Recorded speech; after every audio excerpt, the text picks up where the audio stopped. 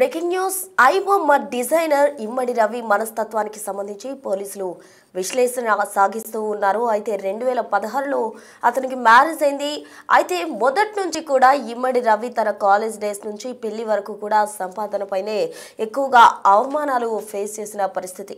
2016లో వివాహమైంది. ఆ తర్వాత కూడా భార్య నీకు డబ్బు సంపాదించడం రాదు, ఇతరత్ర అత్త కూడా ఆ హీరోయిన్ చేయడంతో ఎలాగైనా డబ్బు సంపాదించాలని ఐబొమ్మను డిజైన్ చేయడం జరిగింది. అయితే ఒక వెబ్సైట్ ను డిజైన్ చేసి అనంతరం బెట్టింగ్ యాప్స్ కి సంబంధించిన ప్రమోషన్స్ కి సంబంధించిన యాడ్స్ అందులో రావడంతో అకౌంట్లలోకి ఎక్కువగా పెద్ద మొత్తంలో డబ్బులు వచ్చి చేరాయి.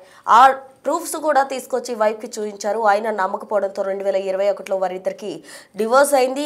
అనంతరం తన మనస్తత్వానికి సంబంధించి కూడా తన మానసిక బిహేవియర్కి సంబంధించి కూడా కొన్ని మార్పులు వచ్చాయంటూ కూడా పోలీసుల విశ్లేషణలో తేలినట్టు తెలుస్తోంది. అయితే నెదర్లాండ్స్కు ఎప్పుడైతే డివోర్స్ అయిందో ఆ తర్వాత నెదర్లాండ్స్కు మఖం మార్చేశాడు ఇమ్మడి రవి. దాదాపు 20 కోట్లకు పైగానే సంపాదన చేయడం జరిగింది. అయితే కూకట్పల్లి ఫ్లాట్ అమ్మేసి విదేశాల్లో చెక్కేయాలని అతను ప్లాన్ చేసుకున్నాడు. అయితే ఇమ్మడి రవి ప్రజెంట్ పోలీసుల కస్టడీలో ఉన్నాడు. అయితే అతన్ని చెంచల్గూడ జైలుకు కూడా తరలించడం జరిగింది. ఐబొమ్మ నిర్వహణకు సంబంధించి దాదాపు సినీ ఇండస్ట్రీకి 22 కోట్ల మేర అతను 22,000 కోట్ల మేర కూడా నష్టం వాటిల్లింది. అతను ఐబొమ్మలో పైరసీ ద్వారా మూవీస్ అప్లోడ్ చేయడం కారణంగా దీంతో సినీ ఇండస్ట్రీ వాళ్ళు కంప్లైంట్ చేయడంతో పోలీసులు రంగంలోకి దిగారు. ఇమ్మడి రవిని పోలీసులు అరెస్ట్ చేసి చెంచల్గూడ జైలు కూడా తరలించడం జరిగింది. డబ్బు సంపాదించడం నీ వల్ల కాదంటూ అతన్ని భార్య అలాగే అత్త హేళన చేసిన కారణంగా ఎలాగైనా డబ్బు సంపాదించాలంటూ కూడా అతను కాన్సన్ట్రేట్ చేశాడు. ఆ మేరకు అతను అరెస్ట్ అవ్వడం జరిగింది. అయితే దీనికి సంబంధించి సివి ఆనంద్ పోస్ట్ చేయడం జరిగింది. గతంలో అతను ఛాలెంజ్ చేసినట్టు కూడా తెలుస్తోంది. దమ్ముంటే నన్ను పట్టుకోండి అంటూ కూడా సివి ఆనంద్ను ఛాలెంజ్ చేశాడు ఇమ్మడి రవి. అయితే దాన్ని ఆ ఛాలెంజ్ను స్వీకరించిన పోలీసులు అతన్ని ఎలాగైనా పట్టుకోవాలని అన్ని బృందాలుగా వాళ్ళు ఏర్పడి అతను అరెస్ట్ చేయడం జరిగింది. దమ్ముంటే నన్ను పట్టుకోండి అని పోలీసులకే ఇమ్మడి రవి సవాల్ చేస్తూ బెదిరించిన వ్యక్తిని చివరకు అరెస్ట్ చేసినందుకు Hyderabad city police cyber crime DCP Kavitha మరియు టీంకు నా అభినందనలు అంటూ కూడా ఆయన ట్వీట్ చేశారు. ఈ సందర్భంగా HD movie piracy craze press meet వివరాలు మళ్ళీ రీపోస్ట్ చేస్తున్నట్టు కూడా ఆయన చెబుతూ వచ్చారు. హ్యాకర్లు డిజిటల్ కంపెనీస్ సర్వర్లు హ్యాక్ చేసి సినిమా విడుదలకు ముందే ఒరిజినల్ కాపీలు తమ వెబ్సైట్లో విడుదల చేయడం వల్ల సినిమా పరిశ్రమకు భారీ నష్టాలు వచ్చాయి. జూన్ 5 నుండి రాత్రింపవళ్లు కష్టపడి పనిచేసిన సైబర్ క్రైమ్ పోలీసులకు నా అభినందనలు అంటూ కూడా సివి ఆనంద్ ఐపీఎస్ తన ట్విట్టర్ వేదికగా కూడా పోస్ట్ చేయడం జరిగింది. అందుకు సంబంధించిన విజువల్స్ కూడా మనం బిగ్ టీవీ స్క్రీన్ పై చూడొచ్చు. ఆ ట్వీట్ వివరాలు కూడా మనం గమనించవచ్చు. 9 hours బ్యాక్ ఈ పోస్ట్ చేయడం జరిగింది. జూన్ 5 నుండి కూడా రాత్రింపవళ్లు కష్టపడి పనిచేసిన సైబర్ క్రైమ్ టీమ్ ఈ పైరసీ రాకెట్లో ఉన్న కీలక నిందితులందరినీ కూడా అరెస్ట్ చేసింది. ఇప్పటి వరకు విదేశాల్లో ఉన్న రవిని తప్ప మిగతా వారందరినీ కూడా అరెస్ట్ చేసినట్టు కూడా చెప్తూ ఉన్నారు. అయితే ఇదంతటికి సంబంధించిన వివరాలు కూడా మనం బిగ్ టీవీ స్క్రీన్ పై చూడొచ్చు. ఐబొమ్మకి సంబంధించిన డిజైనర్ ఎవరైతే ఉన్నారో ఇమ్మడి రవికి సంబంధించిన ఫోటో మనం బిగ్ టీవీ స్క్రీన్ పై చూడొచ్చు. అలాగే అతని పోలీసులు అరెస్ట్ చేసి రిమాండ్కు తరలిస్తున్న దృశ్యాలు కూడా మనం బిగ్ టీవీ స్క్రీన్ పై చూడొచ్చు. దీనికి సంబంధించి మొత్తంగా కూడా పోలీసులు విశ్లేషిస్తున్నారు. అతని మానసిక స్థితికి సంబంధించి దీనికి సంబంధించి డీసీపీ మాట్లాడడం జరిగింది. ఏమన్నారో చూద్దాం. సినిమా పైరసీ పైన సైబర్ క్రైమ్ పోలీసులు కేసు నమోదు చేసి దాదాపు 5 నెలల నుంచి కూడా ఇన్వెస్టిగేషన్ చేసి గతంలో కొంతమందిని అరెస్ట్ చేసి రిమాండ్ తరలించారు. అయితే ఈ కేసులో ఐబొమ్మకు సంబంధించిన కీలక నిందితుడు ఇమ్మిడి రవిని అరెస్ట్ చేసి రిమాండ్కి తరలించారు. ఈ కేసుకు సంబంధించి మొదటి నుంచి కూడా దగ్గరుండి ఫాలో చేస్తూ పోలీసులకు సవాల్ విసిరిన తర్వాత చాలా సీరియస్గా తీసుకొని అతన్ని అరెస్ట్ చేయడం జరిగింది. ప్రస్తుతం మనతో పాటు హైదరాబాద్ సైబర్ క్రైమ్ డీసీపీ కవిత ఉన్నారు. ఒకసారి మాట్లాడదాం. మేడం, అసలు రవిని ఎలా పట్టుకున్నారు, అతను ఎక్కడి నుండి ఇదంతా కూడా ఆపరేటింగ్ చేశారు? మనకి బేసికల్గా యాంటీ పైరసీ సెల్ వాళ్ళు ఆగస్ట్ 30th రోజు కంప్లైంట్ ఇచ్చారండి. మనం ఈ పైరసీ కేసు డిటెక్ట్ చేసి ప్రెస్ మీట్ పెట్టిన తర్వాత 29th ఆగస్టు 30th రోజు వచ్చి ఈ పైరసీ సైట్సే కాకుండా ఐబొమ్మ అని, బప్పం టీవీ అని ఇట్లా డిఫరెంట్ వెబ్సైట్స్లో కూడా పైరేటెడ్ కంటెంట్ పోస్ట్ చేస్తున్నారు. దీని మీద యాక్షన్ తీసుకోమని అక్యూజ్డ్ ఎవరైతే ఉన్నారో వాళ్ళని కూడా రిమాండ్ చేయమని చెప్పేసి వాళ్ళు కంప్లైంట్ ఇచ్చారు. దాని మీద మనం కేసు బుక్ చేసి ఇన్వెస్టిగేట్ చేయడం జరిగింది. దానిలో ఆ వెబ్సైట్స్కి సంబంధించి మొత్తము మనం అనలైజ్ చేస్తే మోర్ దాన్ 65 వెబ్సైట్స్ ఉన్నాయన్నమాట.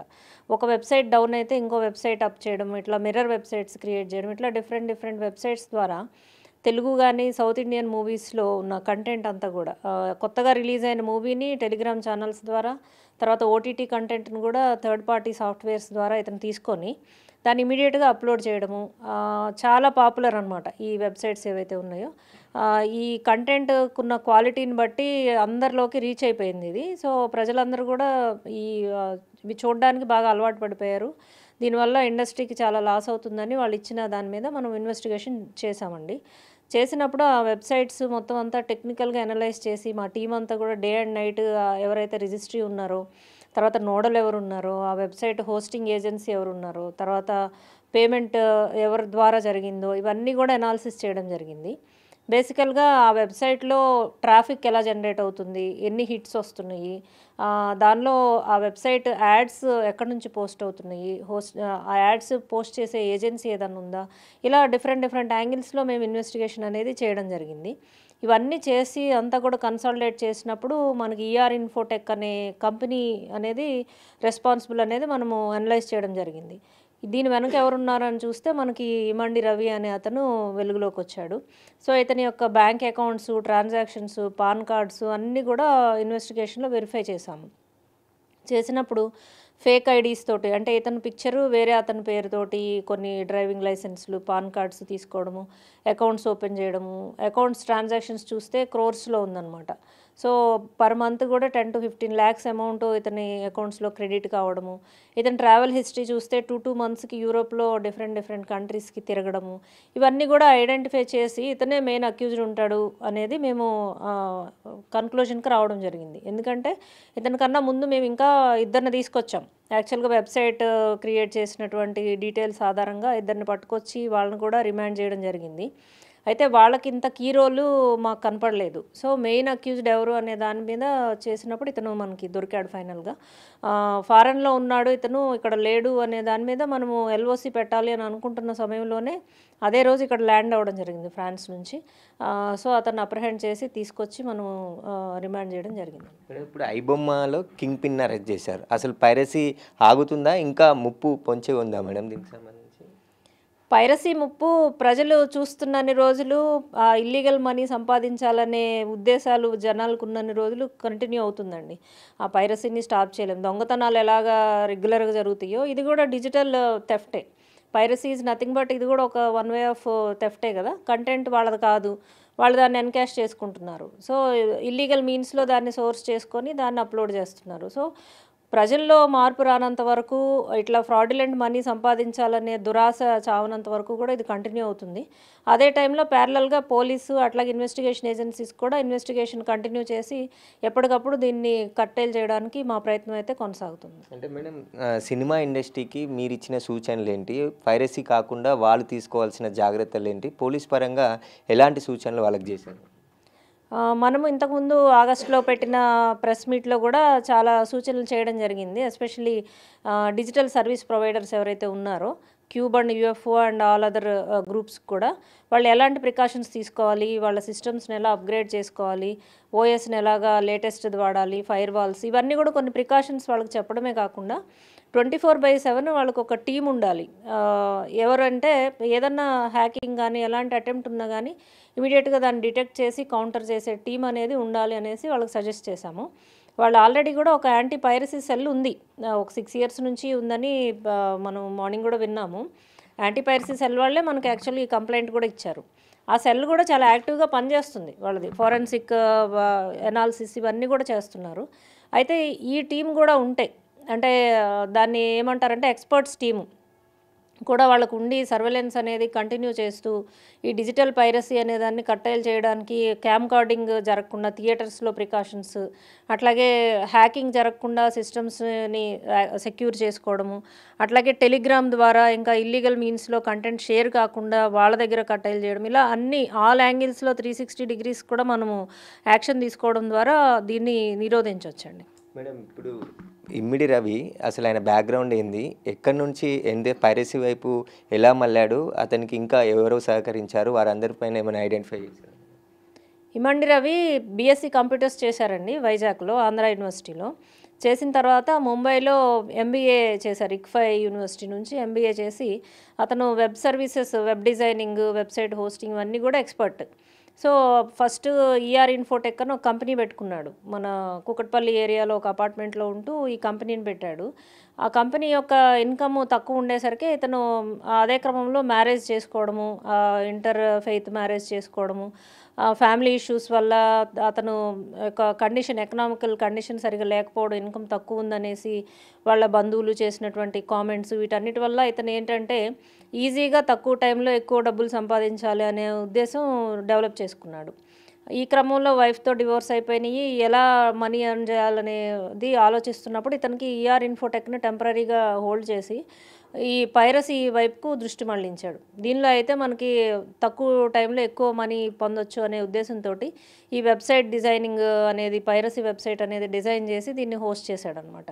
దీనికి అదే టైంలో దీని ప్రకారము కోవిడ్ రావడము, ప్రజలు ఆన్లైన్ కంటెంట్ చూడడము, థియేటర్స్కి వెళ్ళలేకపోవడము, ఇవన్నీ దృష్ట్యా డబ్బులు పెట్టి ఓటీటీలో చూడలేకపోవడం, వీటన్నిటి దృష్ట్యా ఈ వెబ్సైట్స్కి పాపులారిటీ చాలా పెరిగిపోయేసరికి ఇతను ఇంకా డిఫరెంట్ పేర్ల మీద అకౌంట్స్ ఓపెన్ చేసి, ఇంకా ఒక వెబ్సైట్ని ఈ మూవీ వాళ్ళు డైరెక్టర్స్, ప్రొడ్యూసర్స్ డౌన్ చేస్తే ఇంకో మిర్రర్ వెబ్సైట్ క్రియేట్ చేయడము, ఇట్లా టెక్నిక్స్ ఫాలో అయ్యాడనమాట. 22 నుంచి ఇంకా పెంచి ఇతని యొక్క ఆపరేషన్స్ ఓవర్సీస్లో, ఈ సర్వర్స్ అన్నీ కూడా ఓవర్సీస్లోనమాట. మనకి స్విట్జర్లాండ్, ఆమ్స్టర్డామ్, నెదర్లాండ్స్ ఇక్కడ ఉన్నాయి. సో ఈ సర్వర్స్ని అక్కడ నుంచి యూస్ చేసుకొని ఎక్కడ క్లూ రాకుండా, ఎవరు పట్టుకోకుండా అకౌంట్స్ కానీ అన్నీ కూడా ఆపరేషన్ చేయడం, ఇదంతా చేస్తున్నాడండి. ఈజీ మనీ తక్కువ టైంలో పొందాలి అనే ఉద్దేశంతో ఇతను తనకున్న టెక్నికల్ బ్యాక్గ్రౌండ్ని యూస్ చేసి ఈ యొక్క నెట్వర్క్ అంతా కూడా డెవలప్ చేశాడు. మేడం, మొత్తం కోట్లాది రూపాయలు ట్రాన్సాక్షన్ జరిగింది అంటారు. ఎగ్జాక్ట్గా రవి ఎన్ని కోట్ల రూపాయలు ట్రాన్సాక్షన్ చేశాడు, ఎంత సంపాదించాడు, అవన్నీ ఎక్కడ పెట్టుబడిగా పెట్టాడు? ఇతను మన ఎనాలిసిస్లో ఇప్పటి వరకు మనకు దొరికినటువంటి ఎనాలిసిస్ ప్రకారము ఒక 4 అకౌంట్స్ యొక్క ట్రాన్సాక్షన్స్ మనం అనలైజ్ చేశాము. దీనిలోనే 20 crores of rupees over a period of 5-6 years ఇతను సంపాదించినట్టు మన దృష్టికి వచ్చింది. ప్రజెంట్ అతని అకౌంట్లోనే 3.5 crores ఉంటే దాన్ని ఫ్రీజ్ చేయడం జరిగింది, ఆల్రెడీ నోటీస్ పంపించి. ఇంకా అతనికి మనం సీజ్ చేసినప్పుడు ఫిజికల్గా బ్యాంక్ కార్డ్స్, చెక్ బుక్స్ 25-35 అట్లా దొరికినాయి. సో అవన్నీ ఏ బ్యాంకులో ఉన్నాయి, ఆ బ్యాంకులో అకౌంట్ ఉందా, దానిలో ఎంత మనీ ఉంది, ఇవన్నీ కూడా బ్యాంక్స్కి మనం నోటీసెస్ పంపడం జరిగింది. ఇవన్నీ వచ్చి మనీ ట్రయల్ అనాలిసిస్ అంతా చేస్తే వాల్యూమ్ ఆఫ్ ట్రాన్సాక్షన్ ఎంత, ఇతను ఎంత ఎర్న్ చేశారు అనేది మనకు తెలుస్తుందండి. మొత్తం ఏమైనా ఇక్కడ ఆస్తులు ఏమైనా కూడబెట్టాడా మేడం? హైదరాబాద్లో రవికి సంబంధించిన ఆస్తులు ఉన్నాయా? పోలీసులు దర్యాప్తులు అవి జప్తు చేసే అవకాశం ఏమైనా ఉంది? ఉన్నాయండి. ఇక్కడ అతనికి ఒక ఓన్ హౌస్ ఉంది, అపార్ట్మెంట్ ఒకటి ఉంది. సో అక్కడ నుంచి అప్రహెండ్ చేసాం మనము. అట్లాగే వైజాగ్ నేటివ్ కాబట్టి వైజాగ్లో కూడా అతనికి ఇల్లు ఉన్నట్టు తెలిసింది. ఇంకా ఇవే కాకుండా ఇంకా ఏమన్నా ఉన్నాయా, ఇతను ఏమైనా ఎర్న్ చేశాడా, ఇవన్నీ కూడా అనలైజ్ చేసి అలాంటి 107 BNS ప్రకారం మనము ఫ్రాడ్ అమౌంట్ని ఆక్షన్ చేసి విక్టిమ్స్కి ఇవ్వడానికి కూడా ఒక అవకాశం ఉంది. సో అదేమన్నా చేయొచ్చా, లీగల్ ఇదంతా కూడా ఒపీనియన్ తీసుకొని ఫర్దర్గా మేము దానిలో కూడా ప్రొసీడ్ అవుతాం. మేడం, ఫిలిం ఇండస్ట్రీ ఇన్ని కోట్ల రూపాయలు నష్టపోయామంటున్నారు. ఏ విధంగా అంచనా వేశారు మేడం? అంటే రవి వల్ల ఇంత నష్టం, అంటే దేశవ్యాప్తంగా పైరసీ వల్ల 22,000 కోట్ల నష్టం జరిగింది అంటారు. అది ఏ విధంగా నష్టం జరిగిందని అంచనా వేశారు? దానివల్ల రవికి ఎంత లాభం పొందింది మేడం? ఇది 22,000 కోట్లు నష్టం అనేది పైరసీ సెల్ వాళ్ళు ఇచ్చిన కంప్లైంట్లో ఇచ్చారండి. తెలుగు ఇండస్ట్రీకే పర్టికులర్గా 3,700 కోట్లు ఒక సంవత్సరంలో లాస్ అని వాళ్ళు ఇచ్చారు. అంటే వాళ్ళ ఎనాలిసిస్ ఏంటి అని చెప్పిన దాన్ని బట్టి రిలీజ్ అయిన మూవీస్ అన్నీ కూడా, ఒక ఇయర్లో రిలీజ్ అయిన మూవీస్ అన్నీ నార్మల్గా పైరసీ లేకుండా కనుక అవి డిస్ప్లే అయితే ఎంత ఇన్కమ్ జనరేట్ అవుతుంది, ఈ పైరసీ వల్ల ఇన్కమ్ లాస్ ఎంత అయింది అనేది వాళ్ళు క్యాలిక్యులేషన్ చేసి మనకు అది ఇచ్చారనమాట. వాళ్ళు ఇచ్చిన కంప్లైంట్ని బట్టి మూవీస్ దాని ఇన్కమ్ లాస్కి సంబంధించి వాళ్ళు ఇచ్చిందే క్రైటీరియా. సో ఆ డేటాని బట్టి ఇంత లాస్ అయింది అనేది మనం చెప్తున్నాం అనమాట. మేడం, ఇప్పుడు పైరసీకి సంబంధించి పోలీసులకే సవాల్ విసిరారు. అసలు ఐబొమ్మని పట్టుకోలేరు, దమ్ముంటే పట్టుకోండి అని చెప్పేసి కూడా గతంలో ఉన్న సిపికి మెసేజ్ స్వయంగా పెట్టడం జరిగింది. ఆ తర్వాత మీరు చాలా వర్క్ చేసి దగ్గరుండి కేసులో అరెస్ట్ చేసి ఏ కీ రోల్ ఏంటిది మేడం అసలు ఇందులో? కీ రోల్ అంటే అంతకుముందే పైరసీ కేసు మనం డిటెక్ట్ చేశాము. అది చాలా పెద్ద కేసు. ఓవరాల్ 4-5 స్టేట్స్లో ఆపరేషన్స్ చేసి 10 మెంబర్స్ని అరెస్ట్ చేశాము. దాన్ని అరెస్ట్ చేసేసరికి ఇతను ప్యానిక్ అయ్యాడు బేసికల్గా. మనం అట్లా తీసుకోవచ్చు. ఎందుకంటే హ్యాకింగ్ చేయడం ఇవన్నీ కూడా అప్పటి వరకు బయటికి రాలేదు. ఇండియాలో మొదటిసారి మనం చెప్పడం జరిగింది. సో అదే టైంలో ప్రొడ్యూసర్స్కి వీళ్ళందరికీ కూడా అప్పుడు సిపి గారు మీటింగ్ పెట్టి ప్రికాషన్స్ అన్నీ కూడా చెప్పారు. ఇవన్నీ డెవలప్మెంట్స్ కూడా పబ్లిక్ ఫోరంలో ఉన్నాయి, అందరూ ఫాలో అవుతున్నారు. సో ఇవన్నీ చూసిన తర్వాత న్యాచురల్గా నెక్స్ట్ నా దగ్గరికి వస్తారేమో అనే ఇది ఉంటుంది ఎవరికైనా. ఎందుకంటే అతను మేజర్ పర్సన్ లాస్ కాజ్ చేసే వాళ్ళల్లో. సో నెక్స్ట్ నేనే టార్గెట్ అవుతాను, అతని మీద కంప్లైంట్ ఇచ్చినట్టు కూడా బేసికల్గా తెలుస్తుంది. సో అందుకోసము ఆ యొక్క సైకలాజికల్ ఇది సిచ్యువేషన్ తోటి అతను రకరకాల మెసేజెస్ పెట్టాడు. బట్ ఎవరేం పెట్టినా పెట్టకపోయినా మా కోర్స్ ఆఫ్ యాక్షన్ అయితే మేము తీసుకుంటాం. అతను ఇచ్చిన థ్రెట్ కానీ ఛాలెంజ్ కానీ వాటితో మాకు సంబంధం లేదు. ఎందుకంటే అతను పోలీస్కి ఇచ్చాడా, మూవీ వాళ్ళకి ఇచ్చాడా, ఇవన్నీ కూడా మేము పట్టించుకోలేదు. మా యొక్క ఇన్వెస్టిగేషన్ కంటిన్యూ చేశాము. ఇలాంటి ఛాలెంజెస్ ఇవన్నీ కేర్ చేయాల్సిన అవసరం లేదు. మన ఇన్వెస్టిగేషన్ కోర్స్ అయితే కంటిన్యూ అవుతుంది. ఇప్పుడే కాదు, నెక్స్ట్ ఎప్పుడైనా కానీ ఎవరైనా పోలీస్ ఆఫీసర్స్ అట్లా థ్రెట్స్ లేకపోతే వాటిని ఎవరు కూడా కేర్ చేయరు. మా ప్రొఫెషనల్గా ముందుకు వెళ్ళాము, డిటెక్ట్ చేయాలనే ఉద్దేశంతో చేసాము. డే అండ్ నైట్ దాని మీద టెక్నికల్ అనాలిసిస్ చేసాము. ఇందాక చెప్పినట్టు ఫైనల్గా మనము రీచ్ అవ్వగలిగాము. ఈ ట్రాన్సాక్షన్ అంతా ఎక్కడి నుండి వచ్చింది మేడం? అంటే రవి అకౌంట్లకి ఇప్పుడు 20 కోట్లు గుర్తించామన్నారు. బెట్టింగ్ యాప్స్ మెయిన్ చెప్తున్నారు, వాటి నుండే వచ్చిందా, ఇంకా అదర్ సోర్స్ ఏమన్నా ఉందా? నేను పర్సనల్గా అతనితో మాట్లాడినప్పుడు, ఇంట్రాగేషన్ చేసినప్పుడు, నీకు ఎక్కడి నుంచి ఇన్కమ్ అంతా సోర్స్ అవుతుంది అని అడిగినప్పుడు, వెబ్సైట్లో ఫ్రీగా మూవీ చూస్తున్నప్పుడు ఇన్కమ్ నీకు ఎలా వస్తుంది అని క్వశ్చన్ చేసినప్పుడు మనకు అతను చెప్పిన రిప్లై ఏంటంటే, ఏదైనా ఇప్పుడు టీవీలో సీరియల్ వస్తుంటే మధ్యలో యాడ్స్ వస్తాయి. సో ఆ యాడ్స్ వల్ల ఆ ఛానల్ వాళ్ళకి ఇన్కమ్ వస్తుంది. అట్లాగే ఈ వెబ్సైట్ ఎవరైతే హోస్ట్ చేశారో, ఎవరైతే రన్ చేస్తున్నారో, అడ్మిన్ కొన్ని యాడ్స్ డిస్ప్లే చేయడం ద్వారా దాని నుంచి జనరేట్ అయ్యే ఇన్కమ్ ఇతనికి వస్తుంది, వెబ్సైట్ అడ్మిన్కి. అట్లా ఇతని వెబ్సైట్లో ఐబొమ్మ అండ్ బప్పమ్మ టీవీ దానిలో బెట్టింగ్, గేమింగ్ యాడ్స్ డిస్ప్లే చేయడం ద్వారా జనరేట్ అయిన ఇన్కమ్ ఇతనికి ఇన్కమ్ అనమాట. గేమింగ్, బెట్టింగ్ ఆర్గనైజర్స్ ఎవరైతే ఉన్నారో వాళ్ళే ఇతని పార్ట్నర్స్. ఎవరు నీ పార్ట్నర్స్ అని అంటే, ఇండియాలో ఎవరు లేరు, వాళ్ళందరూ ఓవర్సీస్లో ఉన్నారు, వాళ్ళే నా పార్ట్నర్స్ అని చెప్తున్నాడు. బేసికల్గా ఇండైరెక్ట్గా ఏంటంటే betting and gaming organisers. Madam, ఈయన పౌరసత్వం ఇక్కడ కాకుండా ఇతర దేశాలకు సంబంధించి తీసుకున్నారన్నారు. అది ఏ దేశంలో తీసుకున్నాడు, అసలు ఎప్పుడు తీసుకున్నాడు, ఈయనకి ఇక్కడ ఉన్న చట్టాలు వర్తిస్తాయా, లేదంటే ఈ కేసు సిబిఐ, ఈడీ కూడా ఎంటర్ అయ్యే అవకాశం ఉందా? డెఫినెట్గా అండి. అంటే వాల్యూమ్ ఆఫ్ ట్రాన్సాక్షన్స్ క్రోర్స్లో ఉన్నాయి కాబట్టి సిపి గారు మార్నింగ్ కూడా చెప్పారు, సార్ యొక్క ఇన్స్ట్రక్షన్స్ ప్రకారం మేము ఈడీకి అట్లాగే సిబిఐకి కూడా ఇంటిమేషన్ ఇస్తాము, ఈ డీటెయిల్స్ అన్నీ కూడా షేర్ చేసి మనీ ట్రయల్ అనాలిసిస్ ఇవన్నీ కూడా వాళ్ళు చేస్తారు. ఇతను ఇంత ఎత్తున ఇది చేస్తున్నాడు కాబట్టి వాళ్ళు డెఫినెట్గా టేకప్ చేసి దాన్ని ఇంకా ఎక్కడెక్కడ ఉన్న నెట్వర్క్ అంతా నడిపిస్తున్నాడు అనే దాని మీద కూడా వాళ్ళు ఫోకస్ చేస్తారండి. అంటే ఈ పౌరసత్వం